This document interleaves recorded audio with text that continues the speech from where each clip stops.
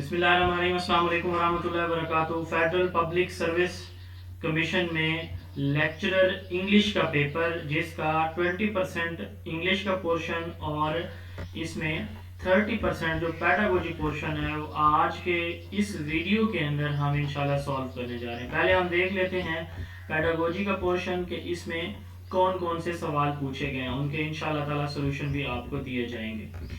A teacher who is unable to attract the attention of the student should evaluate his or her teaching method. अगर teacher student के tension को attract नहीं कर रहा तो इसका मतलब उसकी अपनी टीचिंग मेथडोलॉजी के अंदर कोई फॉल्ट है। वो स्टूडेंट को मोटिवेट करता रहे, उनके साथ फन करे किसी भी तरह, तो अट्रैक्शन नहीं होगी जब तक उसकी अपनी टीचिंग मेथडोलॉजी बेहतर नहीं होगी। तो evaluate his or her teaching method. One of the purpose of introduction part of a lesson plan is to get lesson plan का पहला पार्ट जो होता है वो इंट्रोडक्शन होता है। इंट्रोडक्शन में बेसिकली प्रीवियस नॉलेज भी देखा जाता है, उसके अंदर रेडीनेस भी चेक की जाती है, उसके अंदर स्टूडेंट को इंगेज भी किया जाता है। तो अटेंशन जो है ना वो इसका दुरुस्त जवाब है। प्रीवियस नॉलेज रेडीनेस इसके अंदर ही आ जाती है। तो one of the purpose of introduction part is attention of the student. Third है a teacher teaching technique of asking the question in the class. Teachers बच्चों से सवाल जवाब करता है क्लास में, क्यों करता है? Keep student busy, maintain discipline, none या अट्रैक्ट स्टूडेंट अटेंशन। तो स्टूडेंट की अटेंशन को अट्रैक्ट करने के लिए वो सवाल जवाब करता है। When the majority of the student in a class are not performing in a class, the teacher should, जब मेजॉरिटी उसको रिस्पॉन्ड नहीं करी तो उसको हैंड्स ऑन एक्टिविटी, यानी वो काम जो बच्चे हाथ से करें ताकि वो बिजी हो, ठीक है, तो ये इसका दुरुस्त जवाब है। Prepare many work, show many film tips, no.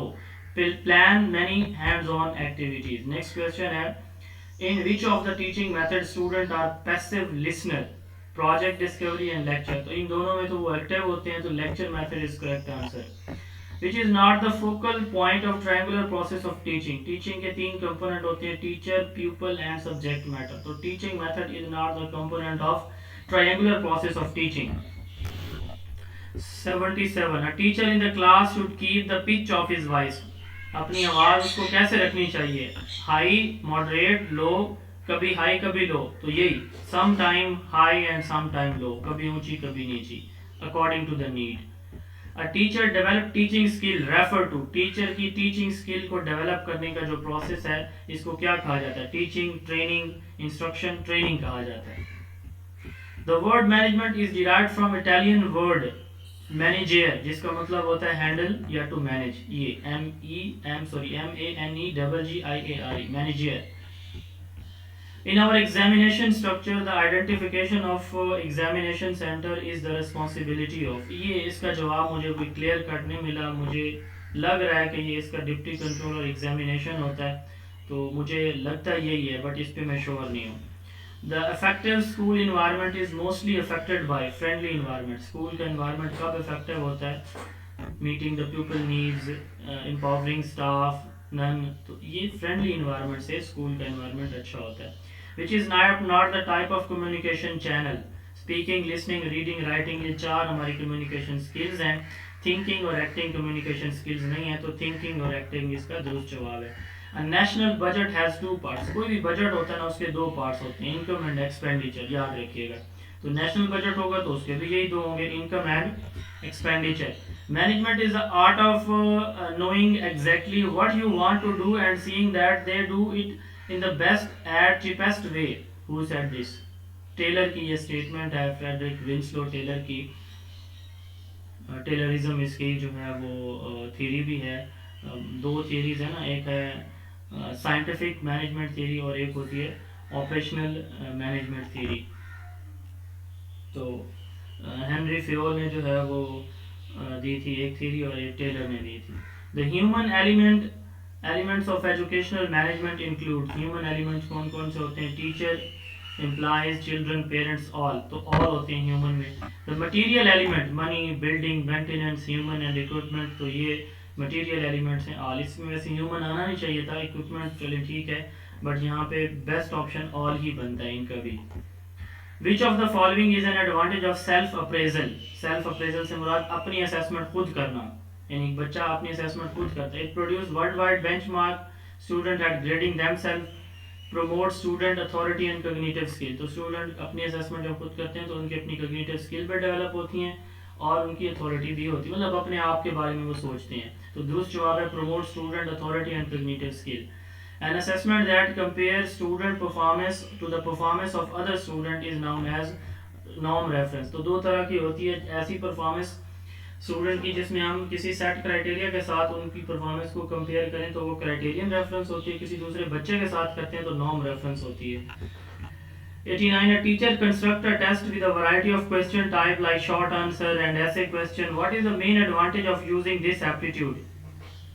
बहुत सारे मल्टीपल वे से वो टेस्ट बनाता है, तो इसका क्या मकसद होता है? It makes easy at time it grading, it makes highest reliability, it caters to different learning style and abilities.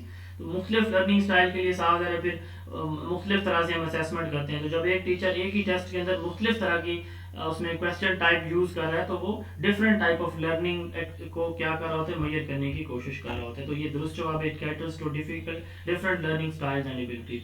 Which of the following is an example of one standardised assessment? Standardised assessment की example SAT, school assessment test, class quizzes, IQ test. IQ एक standardised test होता है, IQ test जो होते हैं, तो IQ इसके example है। ये दोनों जो है ना नॉन स्टैंडर्डाइज्ड टेस्ट के एग्जांपल हैं, ए और सी। When grading subjective items like ऐसे which of the following is common challenge for the teacher? Subjective items जितने भी हैं ना उनमें ऑब्जेक्टिविटी नहीं होती, उनके मल्टीपल आंसर होते हैं। तो टीचर्स के लिए उसके दुरुस्त जवाब को खुद समझना पड़ता है। हर एक बच्चा दुरुस्त जवाब को मुख्तलिफ वे से देता है, तो इसका मतलब ऑब्जेक्टिविटी नहीं होती, सिंगल पॉइंट पे नहीं होते, मल्टीपल वे से वो जवाब देते हैं। तो इसका मतलब ये होगा कि मेंटेनिंग ऑब्जेक्टिविटी ये बड़ा चैलेंज होगा टीचर के लिए, उस सिंगल पॉइंट को आइडेंटिफाई करना उनके आंसर में से। ये बाकी जवाब ensuring validity, demonstrating a content validity, ये गलत है। Which of the following is an example of holistic rubric? Holistic rubric ऐसा होता है जो हर सब्जेक्ट के लिए चल जाता है, तो यहाँ पे इसका दुरुस्त जवाब बन जाता है rubric that assign an overall score based several impression of the work. तो यानी जिसमें ये ओवरऑल स्कोर की बात होती है, ये ऐसा रूब्रिक होता है। In which stage of the assessment cycle educators set specific learning goals and objectives? Data collection, data analysis, planning। Planning में जो है गोल सेट किए जाते हैं। It is not a cognitive process under Bloom taxonomy। तो Bloom taxonomy का जो revise domain है remembering, understanding, analyzing, ये तीनों उसके कंपोनेंट हैं, नन इसका दुरुस्त जवाब होगा। Bloom taxonomy is cognitive, basically Bloom taxonomy cognitive process से रिलेटेड है सारी की सारी, तो ये cognitive process है Bloom taxonomy। Bloom taxonomy के 6 लेवल हैं। Bloom taxonomy has level. अब जब यहाँ पे ये पूछा जाए ना कि कितने लेवल्स हैं, तो इसका मतलब कॉग्निटिव डोमेन आपसे पूछा जा रहा होता है, क्योंकि पहले तो दिया कॉग्निटिव था ना, ब्लूम ने कॉग्निटिव डोमेन ही दिया था ब्लूम टैक्सोनॉमी का। तो 6, 7, 8, 6 इसका दुरुस्त जवाब है। The lowest level in Bloom taxonomy ये नॉलेज है, ठीक है, और हाईएस्ट इवैल्यूएशन होता है। The explanation of ideas and concept, explanation जो है वो कॉम्प्रिहेंशन को कहा जाता है, एक्सप्लेन करना, अंडरस्टैंड करना, एक्सप्लेन करना, ठीक है। Application of knowledge and skill for the problem solving, application है इसका जवाब, एक जगह से दूसरी जगह अपने नॉलेज को यूज करना।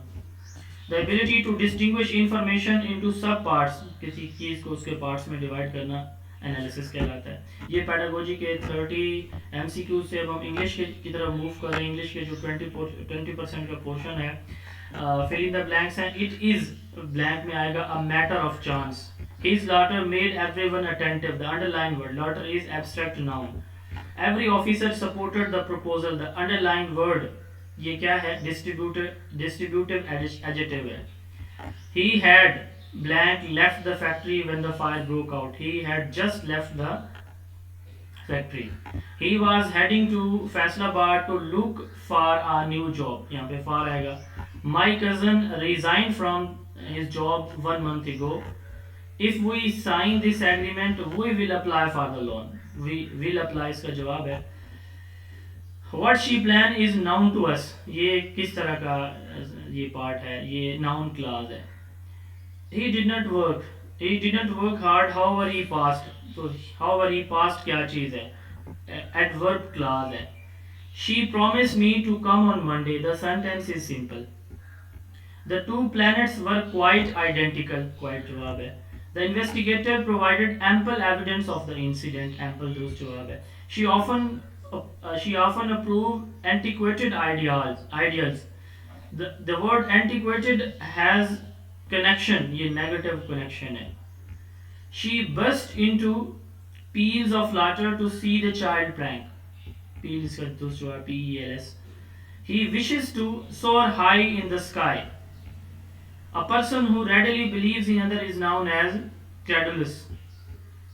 Dauntless men and women make their way different from that of others. The antonym of dauntless is fearful. As an official, he was dealt at drafting as he was at dictation. Dealt at का antonym है awkward. The antonym of furious, calm. The antonym of bountiful, meager. तो ये आपका English का portion था. Hopefully ये paper आपको support करेगा इंशाल्लाह ताला. आपका जो एसएसटी का पेपर है, आपका लेक्चरर का कोई पेपर है या फिर आपका टीजीटी का पेपर है, क्योंकि यही सवाल रिपीट हो रहे हैं. अल्लाह ताला आप सबको कामयाब फरमाए. जोन ऑफ एजुकेशन एकेडमी के इस वक्त डिफरेंट सेशन चल रहे हैं. एसएसटी का चल रहा है, टीजीटी का चल रहा है, इसी तरह लेक्चरर के पेडागोजी पोर्शन का चल रहा है. आप हमें ज्वाइन करना चाहते हैं 0332 80 55 905 हमारा व्हाट्सएप नंबर है. अभी रब्ता कीजिए. हमारी बुक्स भी अवेलेबल हैं, सब्जेक्टिव प्लस ऑब्जेक्टिव. अल्लाह ताला कामयाबियाँ दें. अस्सलाम वालेकुम.